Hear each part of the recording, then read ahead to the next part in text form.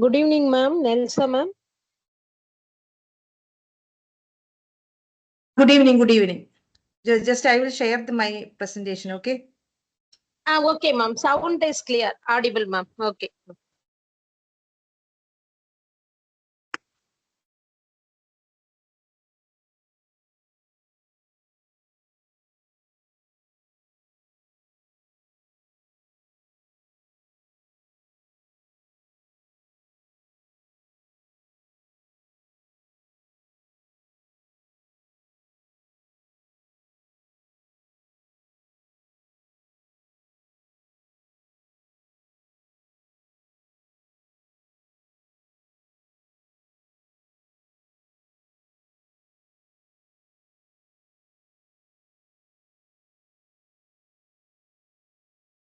Is my screen visible?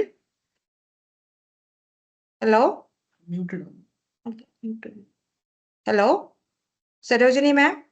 Hello. Hello. അല്ല muted അല്ല അവര് muted. Hello. Hello.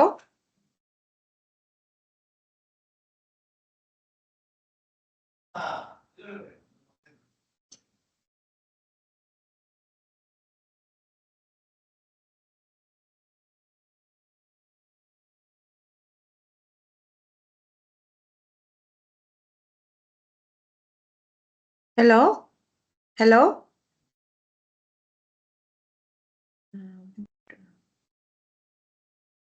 Hello ma'am. Hello.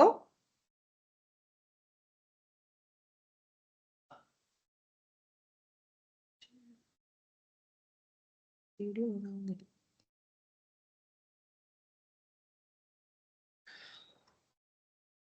അല്ല സാധാരണ mute.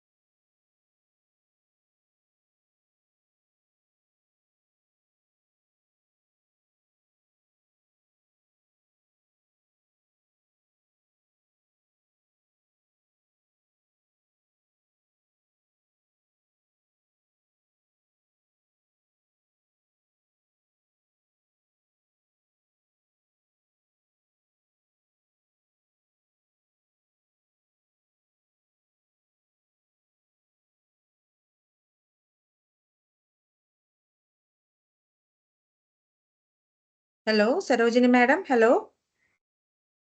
Hello. Hello. Madam.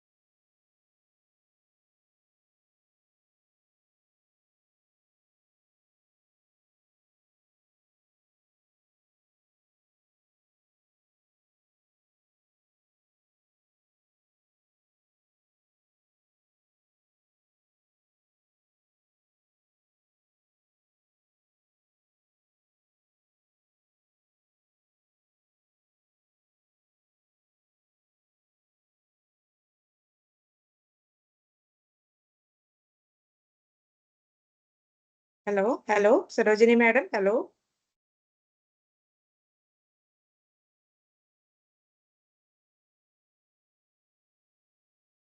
Hello, ma'am. Good evening, ma'am. Good evening. Can you see my video? Okay. Yes, yes, ma'am. Okay. It's visible, ma'am. Your slides are visible, audible also. So, Yeah, okay. okay, ma'am.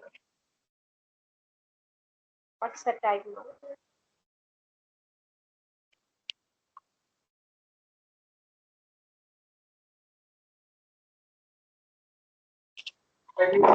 Ma'am, shall we start at 6:30, ma'am?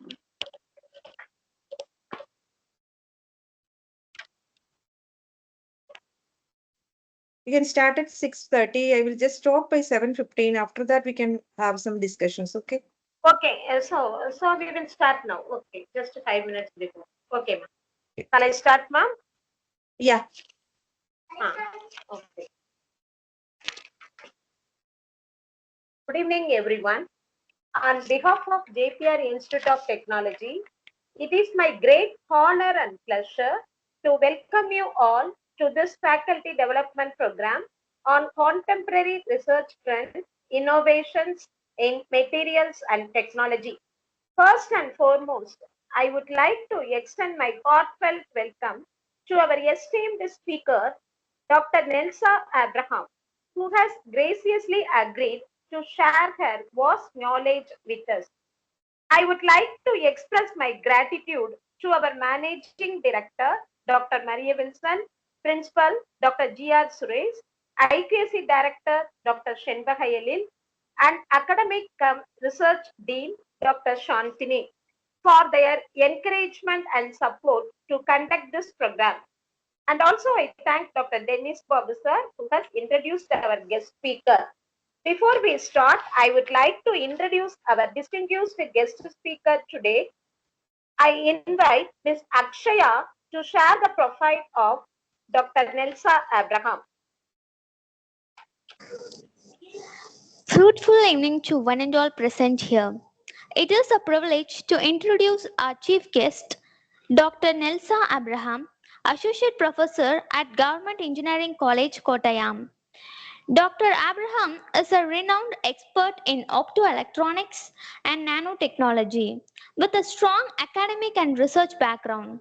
She has been instrumental in setting up a state of the art nanoelectronics research lab and has published numerous papers in prestigious journals and authored a textbook on nanoelectronics. Her research has earned her 2 UK design patents and she is actively guiding several research scholars at APJ Abdul Kalam Technological University. Dr. Abraham has also secured significant funding for our work, including a 30 lakh project from the Department of Science and Technology, highlighting our commitment to advancing renewable energy technologies. We are honored to have such an illustrious personality with us today. We welcome you, ma'am. Thank you. Thank you, Akshaya, for the nice intro. Am I audible? Yes, ma'am. Madam? Audible, ma'am. Okay. My screen is visible Audible. also now? Yes, Screen ma'am. is visible? Yeah. Then I Yes, can yes, start ma'am. now. Okay. Okay. Thank you. First of all, I would like to thank Dr. Sarojini ma'am for inviting me and all the coordinators of this course for inviting me and also Dennis Babu sir for introducing me to Sarojini madam and all the management team who are supporting this course. Okay, I will start. I am working as an associate professor in the Department of Electronics and Communication, Government Engineering College, Kottayam, Rajiv Gandhi Institute of Technology. And my area of interest is actually, I have taken my MTech in opto electronics, but now my field of research includes energy harvesting and storage. So today I will deal with the how we can use the various semiconducting nanostructures for energy harvesting and storage. So I think most of the people, the audience are from science background. Most of them are from physics and electronics, and some of them may be from humanities also. Anyway, I will proceed. If you have any doubt, you can clear at the end. So I'm going. I'm starting my session. So first of all, why this? So I don't know whether you have some background about these nanostructures. Most of the physics people, they are now studying nanomaterials. Sarojini madam, is there is the students or the faculty members are having some background on nanostructures or nanotechnology? Can you comment on Yes, that? ma'am. Yes, ma'am. Yes, ma'am. Yes, Okay. ma'am. Both. So I'm just covering just a few part of the nanotechnology only. Yeah. So going to the introduction, there is no need to introduce what is a renewable source. So the need for a renewable source of energy is the need of the hour actually. Why we are going for renewable source?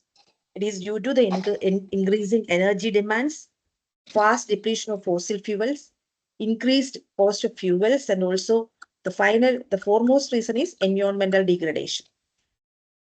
And there are many types of renewable energy.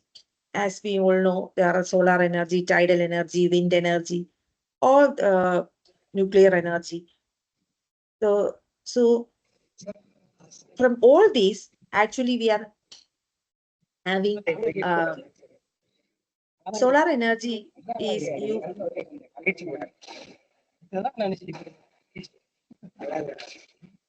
Hello? Kindly turn off your audio. Participants.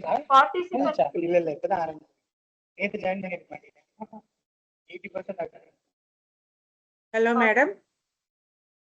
yes, ma'am. You are audible, ma'am. Some disturbance. Yeah, Someone yeah, is turn on.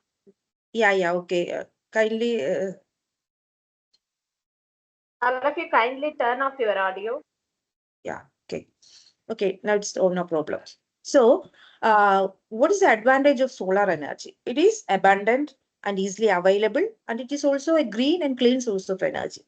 So that is why people are going behind solar energy. And many solar cell research topics are now in it is a it is a hot topic today, and our government is also supporting the research on solar energy. You will be getting more funds when you are applying this renewable energy sources like projects proposals based on this renewable energy. And also you can see many of the foreign universities have started their PG courses as like renewable energy sources. In Canada and Australia, they're most of the people, they are going from India to abroad for studying. They take renewable energy energy as their PG course. So that is there lies the importance of renewable energy. So we have to tap this energy because we need energy for everything. For every moment we need energy. For every time we are using one type or another type of energy. So the national status of different renewable energy generation, uh, I think the most uh, used resource or the renewable power is hydro energy. So, and the solar energy rate is comparatively low. So we are now trying to make more power out of solar. Only from this graph, you can see the international status. So 61% of the total renewable energy generation is by hydro only, and 20% by wind, 8% by bioenergy, and 10% by solar, and 1% by geothermal. So we have to increase this 10% to some 20, 30, or 50. If we can achieve that, the in future there will not be any energy scarcity. So why we are going for solar? Because the more energy from sunlight strikes the earth in 1 hour than all the energy consumed by human in an entire year.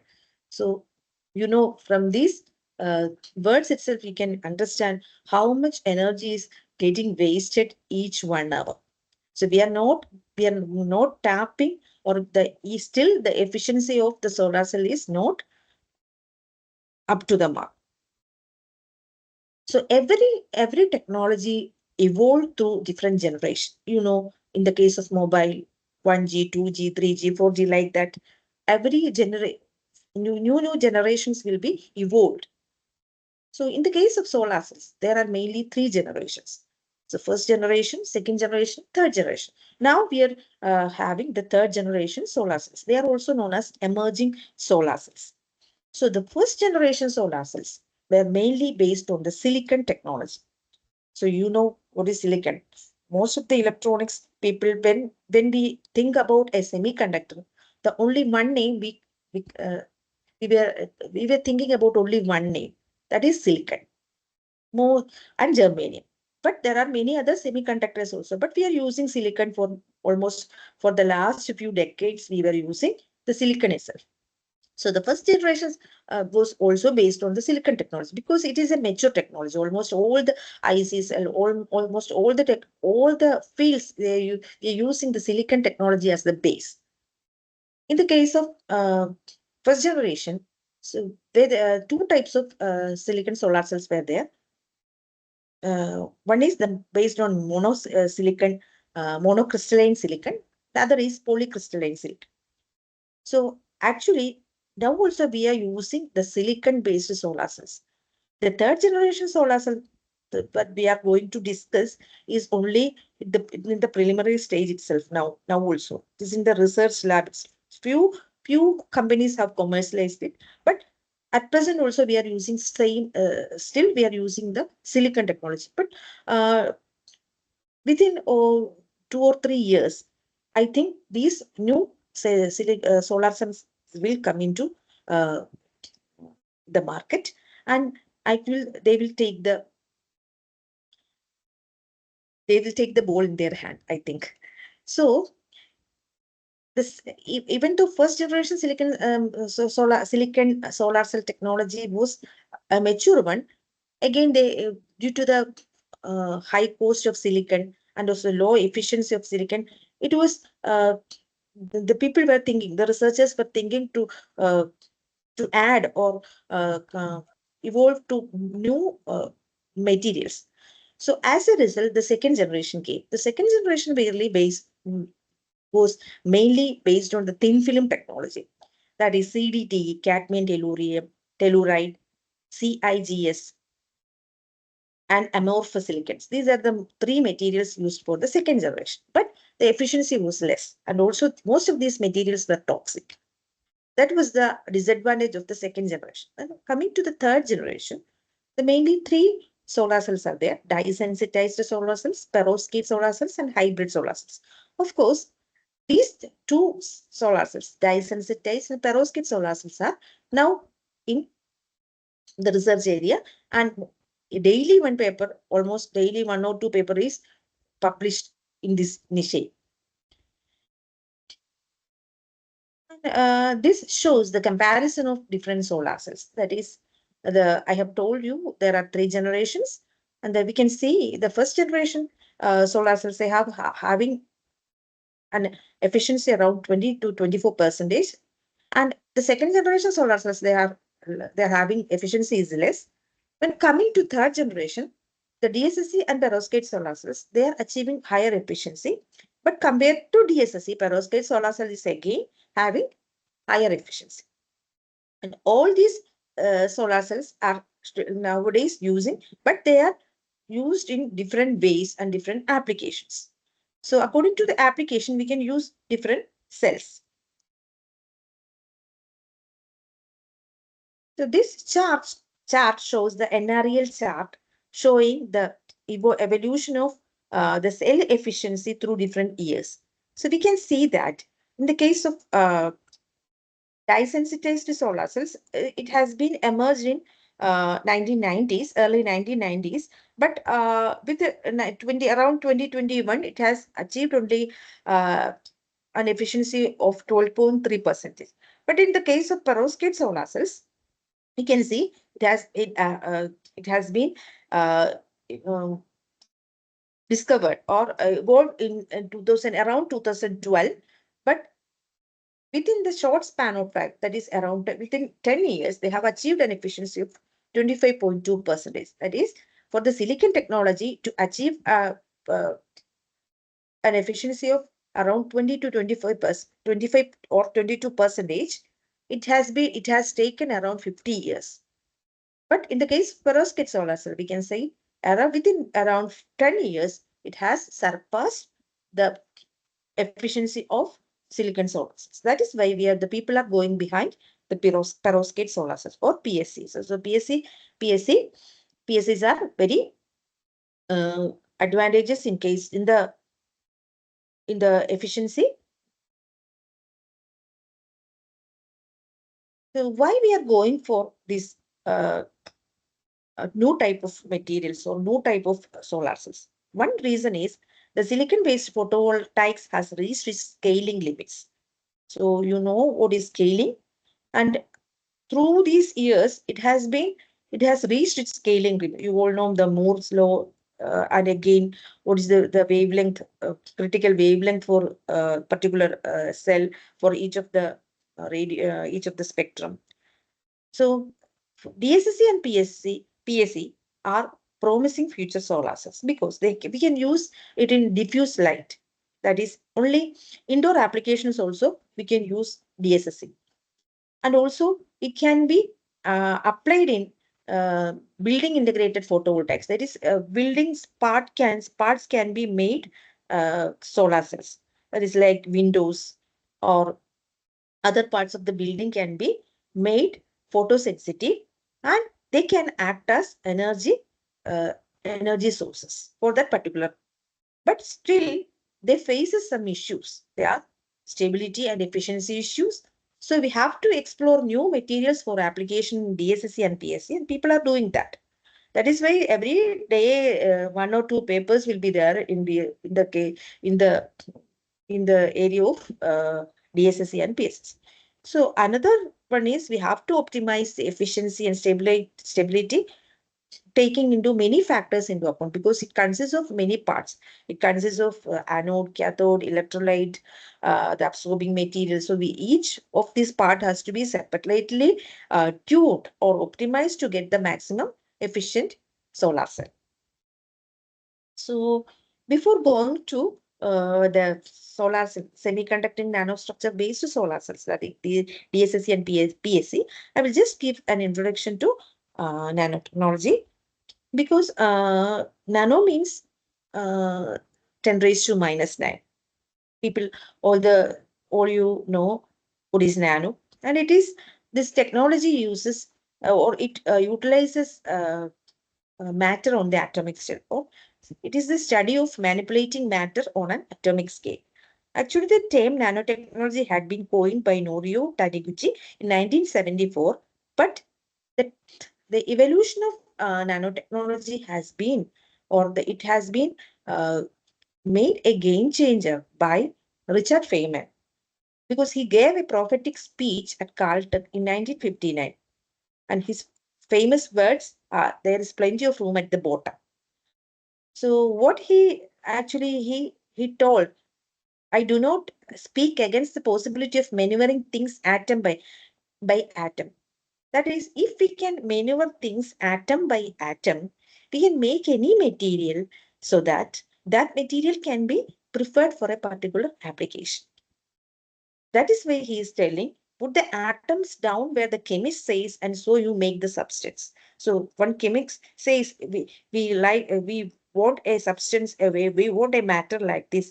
If you can put atom by atom as the chemist says, so that the matter can be made, that will be wonderful.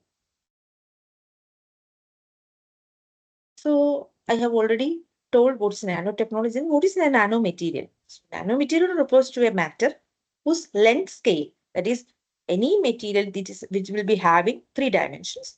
So any length in any dimension, that is at least one of its dimension should be nanometers, preferably between 1 to 100 nanometers. So it can be metals, ceramics, polymeric materials, or composite materials. So Now the people are going behind many types of polymeric materials and composite materials for different applications also. Then why do we research nanomaterial? Because they are having super or extra power, extra properties. Their properties are different from their bulk. Or when a material become nano, its properties are superior to that of its bulk counterpart. So we have to, for every min, you know the things about gold material. When a gold matter or a gold coin is made into nano, its color will be become different. So its properties have been changed. Then classification of nanomaterials. Actually, I'm just talking a few things about nano because I have to concentrate more on the solar cells. That is why I'm just giving a few things about nano. I think most of the people have some uh, background about nanotechnology. So classification of nanomaterials mainly include organic materials, carbon nanotubes, fullerenes, and inorganic nanoparticles. And they also exist in different morphologies like wires, tubes, rods, spheres, prisms, etc. And also another classification is based on the dimensions in which the structure is nano-sized. So if the three dimensions are in nano rigid, that material is called zero dimensional. Example, quantum dots. And one dimensional means one di one dimension is not nano. The two of the dimensions are it's nano. That is nano rods and nano wires. In two dimension, two of its dimensions are not in nano. One dimension it will be in nano. That is quantum well and thin films. 3D means bulk materials. That is three of its dimensions are not in nano. So you know the quantum dots based LEDs. Nowadays, the TVs, you can see the advertisements based on that quantum dot LED based displays extra. So these quantum dot based displays have advantages, many advantages like very large resolution, high resolution, uh, high clarity, and also comparing to the older generation, they are costly also. Then quantum side, why these nanomaterials behave differently from its bulk counterpart? The answer to this question is the quantum size effect. So as you all know, the behavior of electrons is described by laws of quantum mechanics. In nano, the nanotechnology is based on quantum mechanics. So the first time uh, this quantum size effect is quantum confinement. So what is confinement? Confinement, we have to be confined to some space. So when the nanoprise crystal size becomes smaller than the de Broglie wavelength, the carriers, electrons and holes will be spatially confined, which will lead to dipole. So what happens when the size becomes too small? That electrons and holes are confined to a small space. As a result, they will be forming dipole. And at this condition, we know most of the matter, we have a conduction band and an energy band. There is a separation between a conduction band and a valence band. That is the forbidden energy gap. And these bands are continuous. And what happens when a material becomes nano? This continuous conduction band or valence band, this continuous band becomes discrete. So we will be getting discrete energy levels. Okay, so quantum confinement can be defined as the phenomenon of quantization of allowed energy levels due to the confinement of charge carriers within a limited space, which will also result in non-zero lowest energy. That is another big point. That is when uh, uh, due to quantum confinement, there will be discretization of the energy levels, and also the lowest energy will not be zero. Usually, the lowest energy will be zero, but in the case of this quantum confinement, the lowest energy will be a non-zero. I think you have studied the proof uh, for the lowest energy is non-zero, the discretization of energy levels, etc. Then the fundamental equation for quantum mechanics, as you will know, so the Schrodinger equation. So the quantum mechanics makes use of this Schrodinger equation to probe into the behavior of subatomic particles. Hello? Yes, ma'am. Okay. No problem. Somebody has unmuted. That's fine. No problem. So one-dimensional Schrodinger time-dependent wave equation is given by d square psi by dx square plus 2m by h square e minus v into psi equal to 0, where psi is called a wave function and v is the potential energy.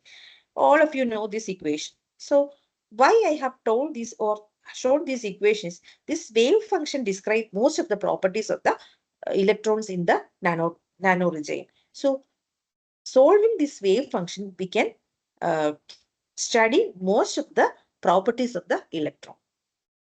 And also, one important thing about the electrons at this regime is that we know electron has dual property, that is both particle nature and wave nature. But in the nano regime, the wave nature of electrons dominate.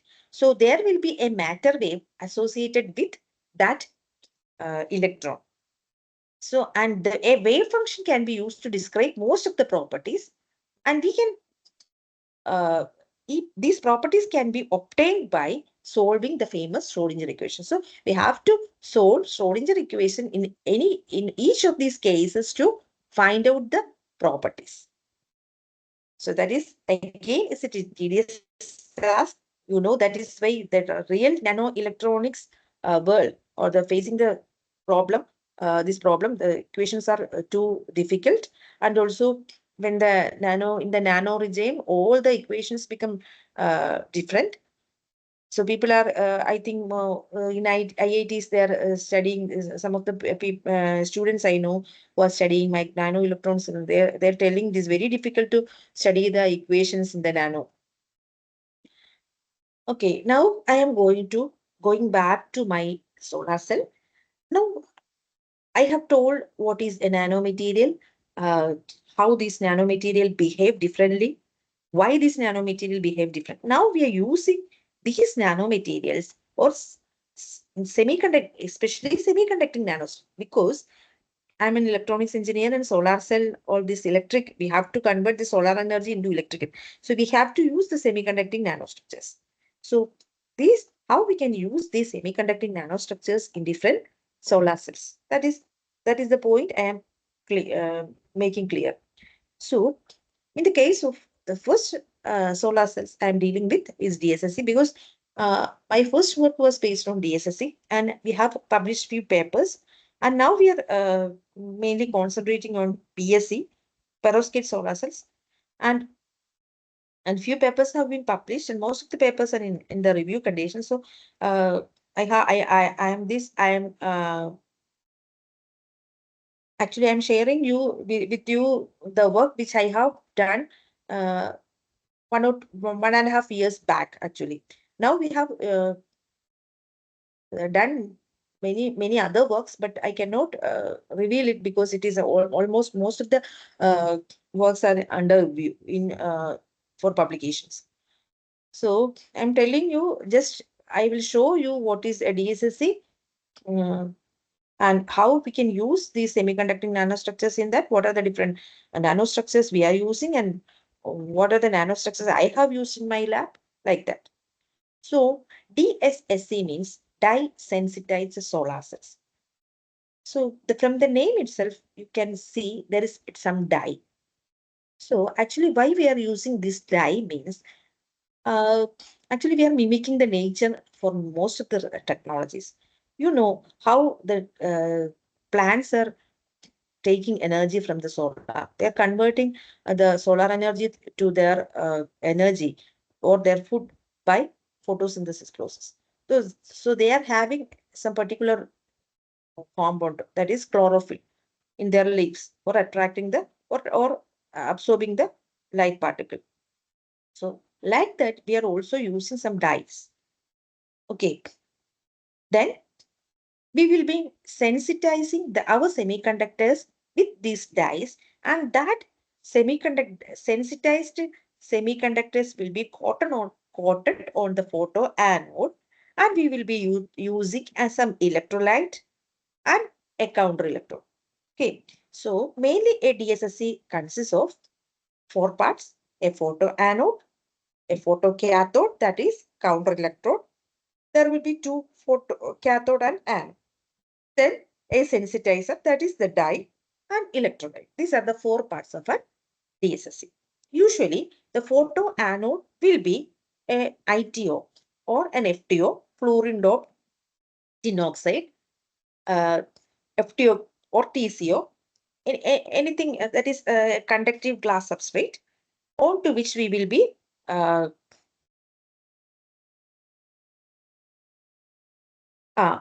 the photo anode will be made by uh, using these semiconductors.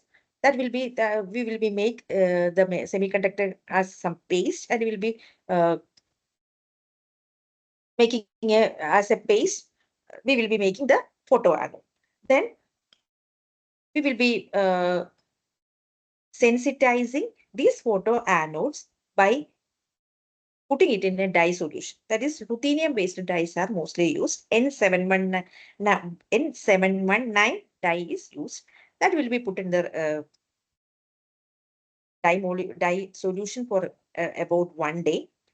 Then we will be taking out the photo anode, and we will be making the cell by using the counter electrode, and then we'll then fix the cell, and we will just put the electrolyte through that. This is the preparation. So this is DSSC. One of the importance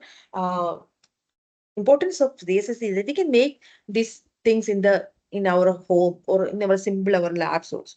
But the silicon solar cells, we need clean room facility. We need many high cost devices, etc. But in the case of this DSSC, we can make it if we have some two FTOs and some TiO2 or some semiconducting nanostructures, and this dye molecule and electrolyte, we can make it in our home itself. So the DSSC operation is like this. So in the case of a DSSC, so we have to all the solar cells work on the same principle. Most of the solar cells are simply a PN junction. When light falls on the junction, electron hole pairs are generated, and we have to take the electron holes generated uh, through the outer circuit to make the load, make it to fire the load. Okay, so first what is happening? An electron is passing through a complete life cycle of first. This electrons in the dye molecules will excite when the light passes. They will get excited to a higher level. Then from that, they will be moved to the conduction band of the nano structures. Then they will diffuse through the structures. Then we will be having an uh, electrolyte. Usually iodine, triiodide solution is we are using as the electrolyte. So there some oxidation redox reactions takes place. So the iodine will reduce at the counter electrode. Then they will diffuse into the electrolyte. Then that will again regenerate the oxidized dye molecules. So now the dye molecules has lost one electron that will get replenished through the reduction at the iodine reduction at the counter electron. So the electron is passing through a complete cycle like this. So we will be getting out the electron that is generated. Okay. So what is the major hurdle in solar cells? What the carriers that are generated has to be tapped out. The easiest, so how fastly we can tap out the or uh, how fastly and how efficiently we can tap out the electron, that makes the efficiency more. So this picture shows the complete picture. What I have said is also the structure of DSSC, FTO plate, the dye-sensitized metal oxide. Usually we are using metal oxides as the photoanode material. Usually TiO2, titanium dioxide, is the most suitable material for until now. There is no other material which has surpassed the efficiency given by the TiO2. And most of the people are thinking or researching on how we can change this TiO2 with new composites of new materials so that we can increase the efficiency beyond 12%. Now the most efficient DSSC we are getting only 12%, 7 to 12. If we can increase beyond 12 using a new material, that will be a great achievement. So the people are trying for that. Now the developments in DSSC. So we can, it has 4 parts. So definitely we can research on four of these parts. We can again research on electrode, the sensitizer, electrolyte, the counter electrode. As an electronics people, we are basically uh, trying on the electrode side. That is where by studying modification with different metal oxides, doping with metal ions, then different nanostructures with different morphologies, like that. Sensitizer also we are trying with uh, different dyes, and electrolyte, liquid electrolyte, solid state electrode is also now there. Then counter electrodes, usually we are using titanium as the counter electrode. Uh, Nowadays people are working with carbon materials also as counter electrode, and also inorganic compounds, conductive polymers, and composites are also used as counter electrodes. So these are all about some of the things I have DSSC. So it's already 7, so I have to move fastly so that I have to cover this also. Now I have done what I have done is, so I have told you most of the people are using TiO2 as the photoanode material, but uh, we have conducted some research on how we can change TiO2 with zinc oxide, because zinc oxide is more is a widely available nanomaterial. Also, and also it is having the same band gap as that of the TiO2, 3.3 electron volt. So we have replaced zinc oxide, TiO2 with zinc oxide, but the results are not that much. We haven't got the efficiency uh, as TiO2, but we have tried with different structures also. But the advantage is that zinc oxide is most readily available and is cheap also. But in the case of titanium dioxide nanostructures, it is costly, and also the preparation methods, the synthesis route is also little bit costly. So I will just go on to this. You can see the DSSCs. The what is the main highlight of DSSC is that we can make the DSSC in different colors, and we can use it as windows or window shields. It is also, but in the case of conventional silicon PVs, you can see you'll be seeing this type of conventional silicon solar cells in every roof. Okay, they are rigid and they are in same color. We cannot change that particular orientation in. But in the case of DSSC, we can have this leaf shape, these lanterns. These are self-powered lanterns made by DSSC, and we can use it as windows inside the house. And these windows itself will be self-generating. They will be giving power to the home. So in Japan, there is one stadium that is fully made up of DSSC. So this is self-powered stadium. So DSSC, it is flexible also. We can make on flexible substrates so that the DSSC can be made flexible. But the disadvantage is photo conversion efficiency is less compared to silicon or other. And also the electrolyte is, this is not stable for so much of time. So it also dyes will fade out after a few years. That's another problem. So we have to stabilize the dyes, the electrolyte, etc. If we can stabilize all these, that will be good. But anyway, for a if we are wishing trying to make a solar cell for a layman or for a normal person, we can use some these materials or this simple steps to make this. And it's where this some of the companies they are giving the kits. DSSC kits are available, like Solaronics. They are giving kits. They will be giving photo anode, photo cathode, everything. They will be as a kit. So we can assemble this and use it as a cell. So we have tried the say certain CND structures, nanocomposite structures, and uh, again we have what is CNT. That is another question. I think most of the people are knowing what is carbon nanotubes. Nowadays, carbon nanotubes have changed most or have become a game changer in almost all the fields like electronics, flexible electronics, mechanics, electrical side. All the fields they are using the carbon nanotubes, and in space vehicles also we are using carbon nanotubes. So I think almost all of you know what is carbon nanotube. Just I will say what is this. We know carbon is unique element which can exist in several different allotropic forms like graphite, diamond, amorphous carbon, carbon clusters, etc.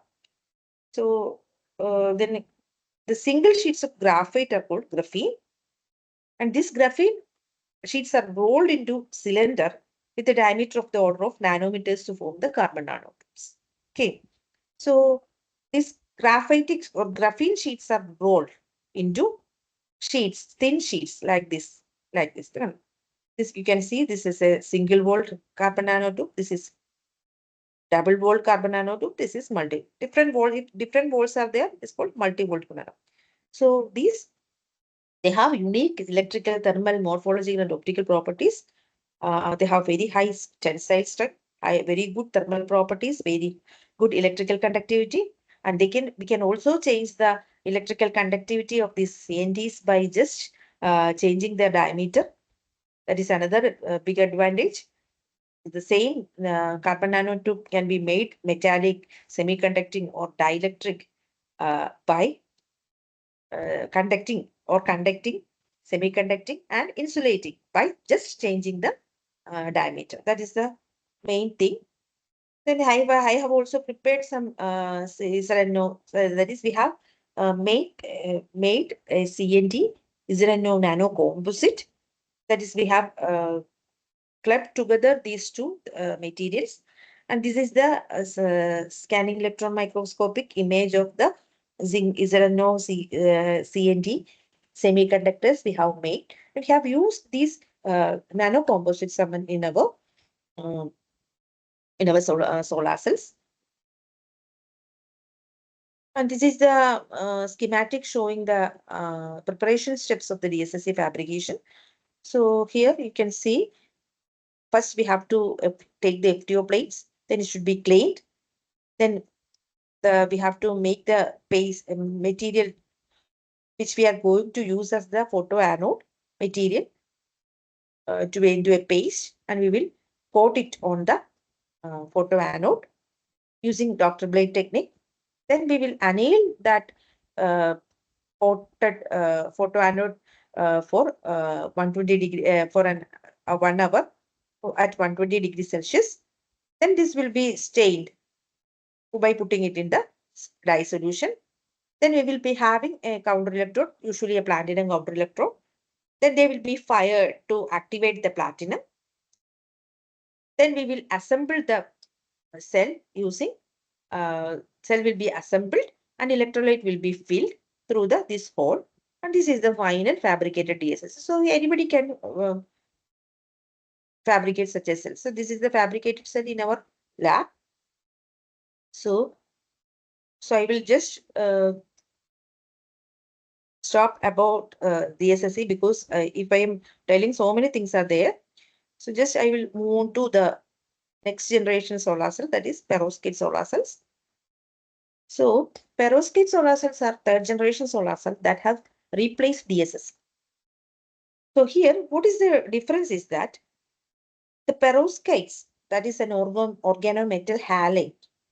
That is, this is the structure of the perovskite.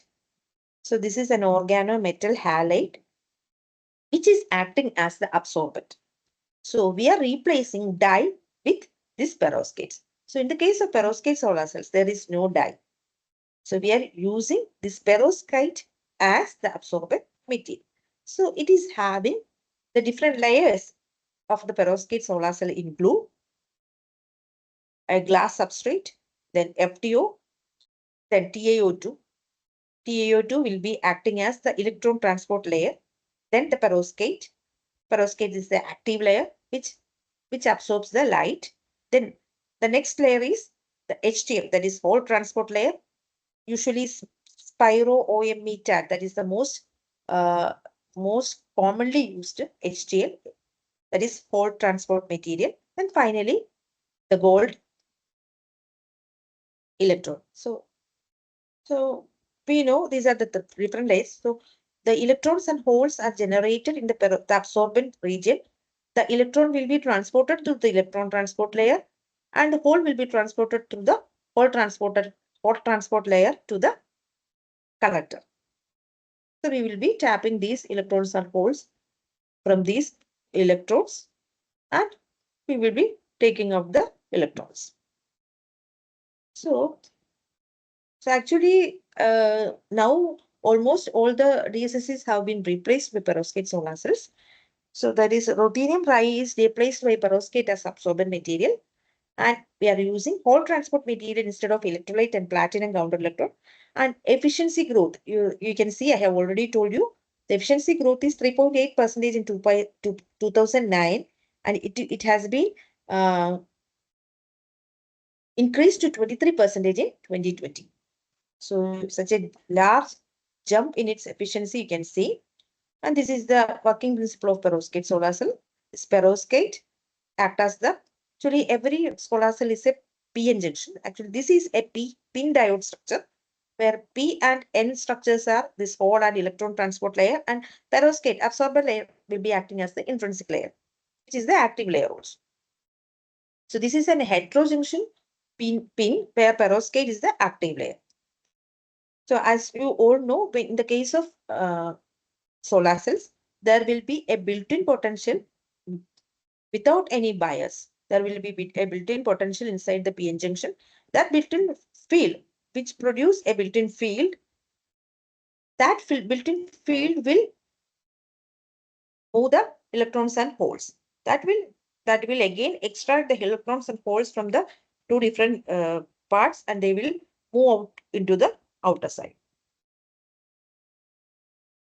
So what are the challenges? So the main challenges involved in DSSC or PSSC, every day we are trying to improve the efficiency and also to reduce the cost of fabrication.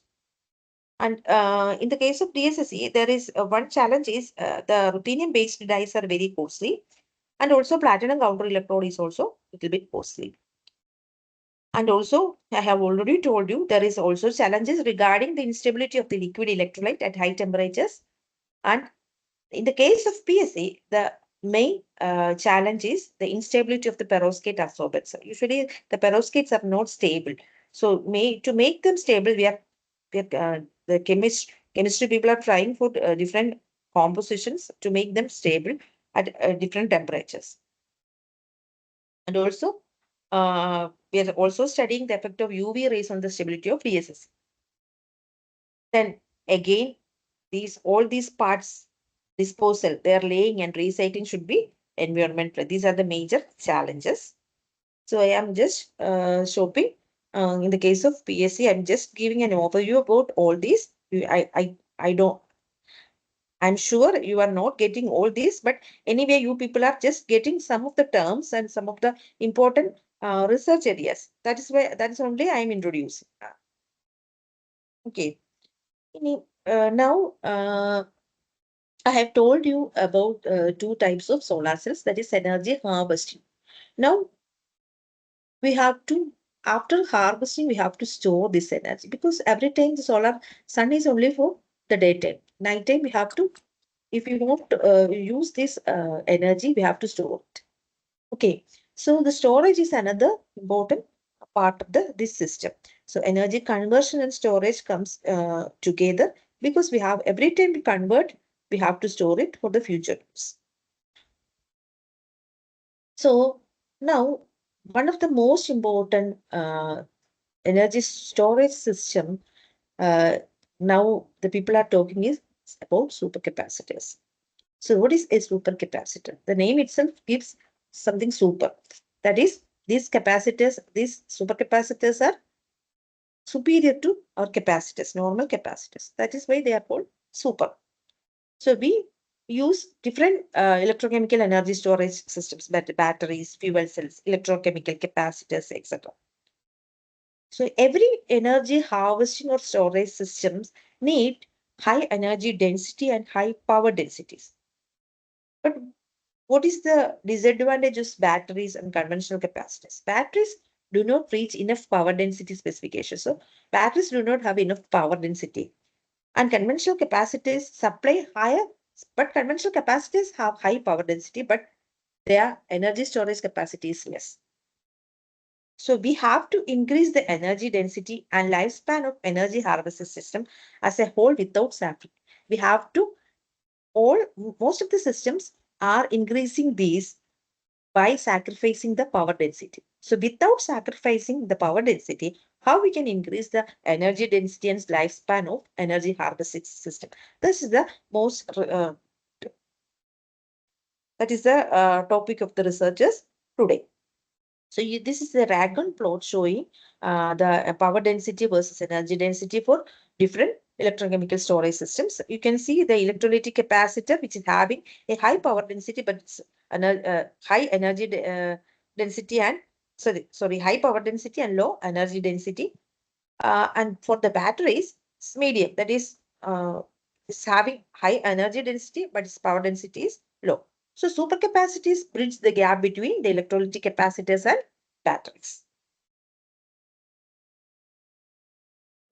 The basic performance metrics of electrochemical storage systems is this. So usually in the case of a capacitor, we will have some parameters like charge time, discharge time, cycle life, specific power, specific energy, Coulombic efficiency, like that. So many parameters there. So you can see in the case of batteries, the charging time takes 1 to 5 hours. Then capacitors compared to batteries slow. But in the case of supercapacitors, it is 0.3 to 30 seconds. Discharge time also remains the same for supercapacitors. But you can see the specific power and specific energy are high. So this shows the significance of supercapacitors. So it offers longer service and long life. Best choice for devices that require rapid storage. That is for high burst power applications, we are using supercapacitors. So one of the examples is in our electric vehicles, we need high burst power. In the case of that is fast charging and discharging.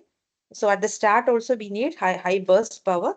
So these requirements are satisfied by the supercapacitors. So it offers high power density and moderate energy density compared to common capacitors. Then it offers high capacitance, high cyclic efficiency, and it offers superior low temperature performance. That is from minus 40 degrees to 70 degree Celsius, and lightweight and low toxicity of materials also used. Most of the batteries, they use highly toxic materials. So now the supercapacitors are becoming widespread because of their uh, less toxic material uh, they are using. So these are the different types of supercapacitors. So mainly EDLC, hybrid supercapacitors, pseudocapacitors. So EDLC means electric double layer supercapacitors. That is, it consists of two. Anyway, a capacitor will be consist of two electrodes separated by and dielectric. Usually, a capacitor will be like that. So in supercapacitors consists of two electrodes separated by an ion permeable membrane and an electrolyte electrically connecting both electrodes. When the voltage is applied, ions in the electrolyte form electric double layers of opposite polarity to the electrode's polarity. Hence, supercapacitors are often referred to as double layer capacitors. So I have already told why these supercapacitors have surpassed the batteries and fuel cells or usual normal. So conventional energy storage devices have low power density, low durability, and slow charging. But supercapacitors, they have high energy and power densities. Cost-effective materials can be used for making and easy synthesis of materials and longer lifespan. I will just